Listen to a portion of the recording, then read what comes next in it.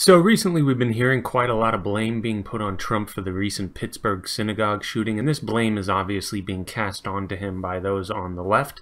I wanted to point out the unbelievable hypocrisy in all this. Let me take you back for a moment to 1985, when Louis Farrakhan was speaking to a crowd in Madison Square Garden. To this crowd, Farrakhan stated about Jewish people, quote, "And don't you forget, when it is God who puts you in the ovens, it's forever," end quote. He has also recently said that he is not an anti-Semite, he is an anti-termite, while referring to satanic Jews. I mean, okay, that's complete babble if I've ever heard it. But this is supposed to be a revered figure on the left, someone who is exalted as a near-mythic leftist hero, someone who Barack Obama wants a handshake and a photo op with, someone who Jesse Jackson, Al Sharpton, and Bill Clinton seem comfortable sitting next to. I shouldn't even need to point out that if Trump had done anything like this with anyone who said even half of the vile things that Farrakhan has said, the red alerts and the alarms would be deafening from the left. And as I will reiterate later in this video, this synagogue shooter was not even a fan of Trump. He had nothing but negative things to say about Trump.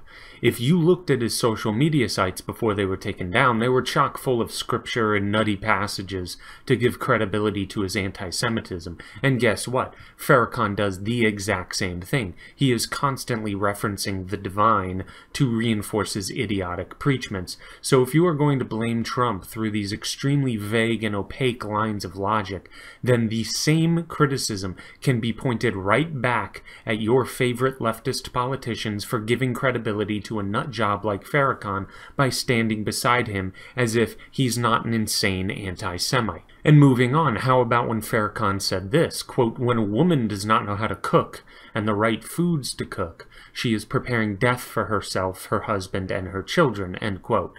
Now, I'm not even sure what the hell that means, but Farrakhan also went on to say, quote, "Man is supposed to have rule, especially in his own house, and when she rules you, you become her child," end quote. And when Farrakhan was speaking about women, he said, quote, "You are a failure if you cannot keep a man. No profession can keep you happy," end quote.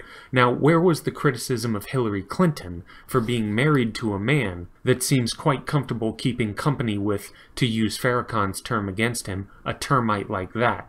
Because that is what Farrakhan is, a lowly termite. And if you are going to concoct a weird narrative about how Trump is responsible for the synagogue shooting, then by that same terrible line of reasoning, I can cast blame on leftists for being responsible for misogyny, domestic violence, and the plight of the domestic housewife. After all, as I said, politicians from your side of the aisle have given credibility to the man that has espoused such hateful rhetoric against women. Now, leftists may say, well, they were just sitting close by each other. It doesn't mean they support him. That's fine. And I could actually be reasonable with that argument. However, you would never afford that line of logic for Trump. If it was Trump who was sitting comfortably near someone who espouses insanity like that, we would absolutely never hear the end of it. Yet when it's someone from your political persuasion, it's no big deal all of a sudden. And by the way, help me here. Farrakhan makes Trump look like an Antifa third-wave feminist blue-haired social justice warrior, and you are all okay with having your heroes be connected to a guy like that? I have only heard little whispers of condemnation from the left over this. That's it, and that is pitiful. And by the way, I have no problem with plenty of the criticisms I've heard about Trump. In fact, I criticize him quite a bit.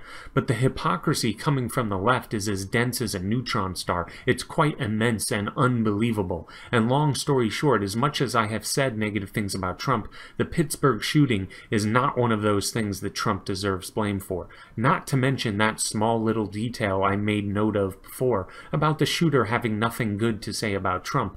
You can spin it however you want, but back here in reality, that seems to suggest that maybe this is one instance where Trump is not to blame.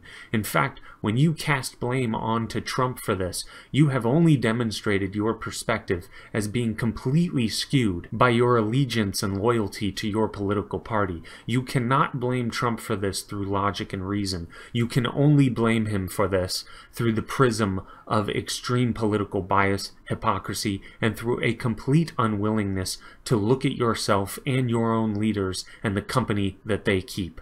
But that's all. Like and subscribe, please, and thank you. Have a good one.